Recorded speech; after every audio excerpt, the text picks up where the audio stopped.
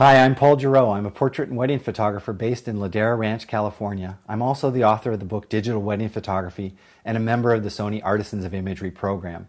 About a year ago, Sony shook up the photo world when they announced the world's first full-frame mirrorless camera with the Sony A7, and now, almost a year to the day later, they've announced this camera and they're delivering it here in the States. This is the A7 II, and it's hard to believe that we've come from this to this in such a short period of time. There's a lot of upgrades to this camera, and I wanted to go over what I consider to be the three key features and how they appeal to me as a still photographer doing some video, and how it might appeal to even videographers too. So the first thing that they've added is the 5-axis IBIS, in-body image stabilization. This is a big thing. This is the one that's everybody's talking about, and with good reason. Sony claims it adds 4.5 stops to your ability to handhold at slower shutter speeds, and I think that's a very fair assessment.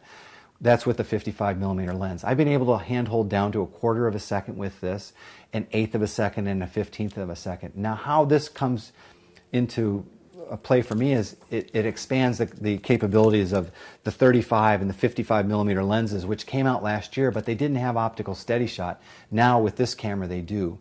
And also, I photograph groups and weddings and portraits, and the ability to hand hold, say, like a group photograph at 1/8 of a second, as long as they're not moving. Now I have the ability to make a sharp photograph because of the IBIS stabilization.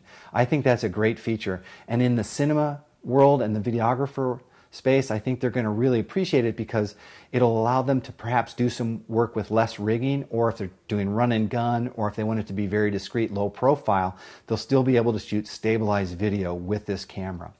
The second thing that Sony's done is improve the autofocus system.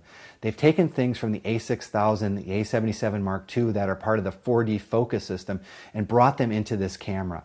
While it's not as fast as the A6000, it is a definite improvement from the A7. It's faster to focus, to lock and acquire, and to stay with your subject. They say it's 30% faster in the autofocus, and I believe that.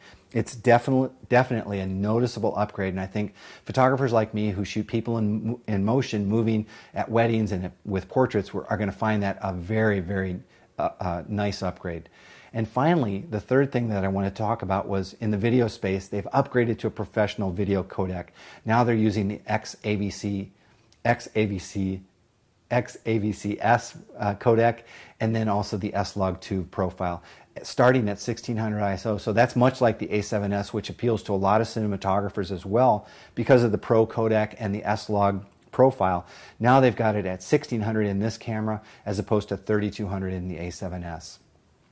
So those are the three key features that I see for this camera. There's several more that I've talked about below and expanded on those three features too. But I think with this camera is a really important camera in the photo industry, because I think it really has appeal particularly to my realm, which is the portrait world, the wedding world. But I also think it could be really especially advantageous for the advertising, commercial, and editorial photographers.